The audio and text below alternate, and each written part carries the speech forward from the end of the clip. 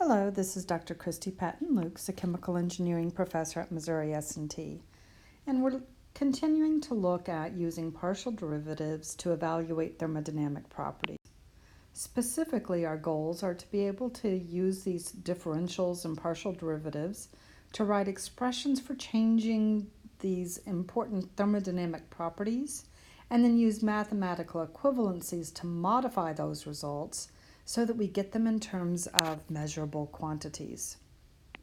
As a very brief reminder, we have fundamental relations, which are differentials that are used for our various energy functions. The energy functions are h, a, and g, as well as u, and they are defined as shown on this slide. And then we have Maxwell relations that come from looking at the second mixed partials of those energy functions and how those change. And then we have some basic math rules. And we want to use these along with our measurable quantities to solve problems. In this example, we want to know how U changes with pressure and volume in a piston cylinder. Now, normally, our fundamental relation says that du is going to be T ds minus P dV if I have a closed system. But in a piston cylinder, pressure and volume are kind of more what I would track, right? Because the weight of a piston can apply a constant pressure. And if I hold the piston in place, then it would be at a constant volume. And so these are the sorts of parameters one might use in a piston cylinder problem. But what the natural variables for U are S and V. So instead, I want to write this as a differential in terms of P and V. So to do that, I'm just going to apply the definition of a differential.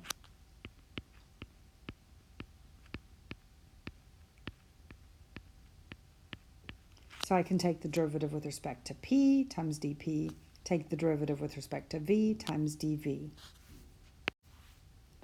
Next, I need to know what these partial derivatives are equal to, but I have the fundamental relation shown above, and I can use that to rewrite this differential as a partial derivative by inserting a denominator of dP or dV across the entire equation. So therefore, I end up with this expression here. And I can simplify this using just kind of common sense. Now, I'm not going to have anything to do with the ds dP at constant volume yet, but dV dP at constant volume, well, how much can volume change if I'm holding it constant? It's not going to. So that's going to be 0. And on this other piece, how is volume changing as I change volume, right? dV dV. And so that is just 1 multiplied by the pressure. And so I end up with this as my expression through just basic simplification of those differential or derivatives. And now I can look at these S's and I can try and introduce a Maxwell. Unfortunately, these are reciprocals of Maxwell's, and so what I end up with is negative T dV dt at constant entropy dP plus T times dP dt at constant entropy minus pressure. Okay, so now then I have introduce an S in the denominator, which is unfortunate. Okay, normally I try to avoid that. It's happened. So if I want to get rid of an S, the way I get rid of an S is to use a triple product rule.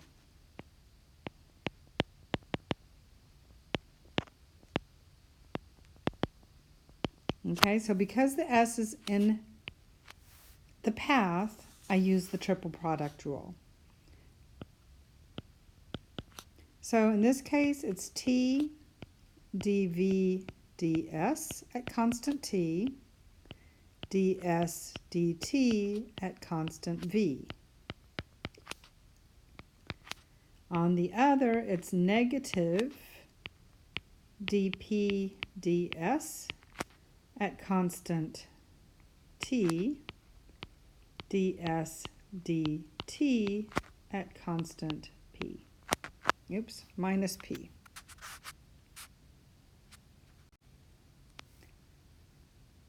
Okay, so we need to continue working with this, and this is a definition of C sub V. This is the definition of C sub P. These, once again, we're going to have to go and look back at the Maxwells. So I'm going to go to a clean page and continue with this. All right, so this is my expression, and I can use the ds dt at constant V times T. That's going to become a CV.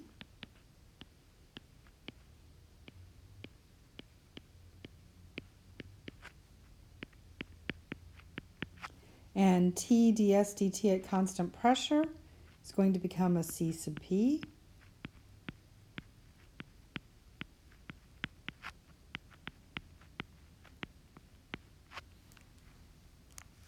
And then the next step, I'm going to look and see if I have a Maxwell available. And for this first one, I do. So VDS at constant temperature is equivalent to dt dP at constant volume.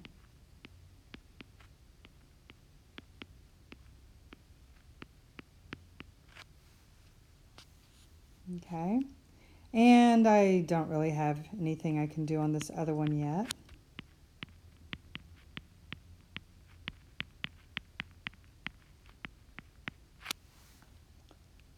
Now this is ugly, so I also can use, again, I've got things I don't like in this first one, so I can use a triple product rule for dt dP at constant volume.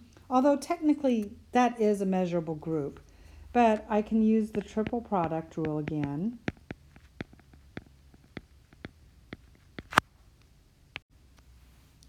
And these are now both derivatives of V. Now this is reciprocal, but this first group therefore becomes C sub V kappa over beta dP.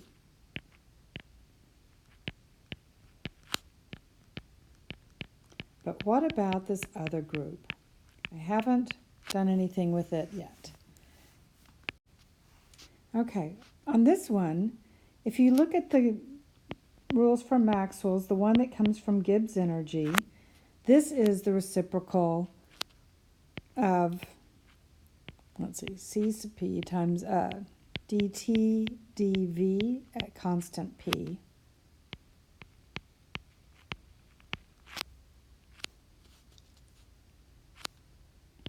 And I've still got that group.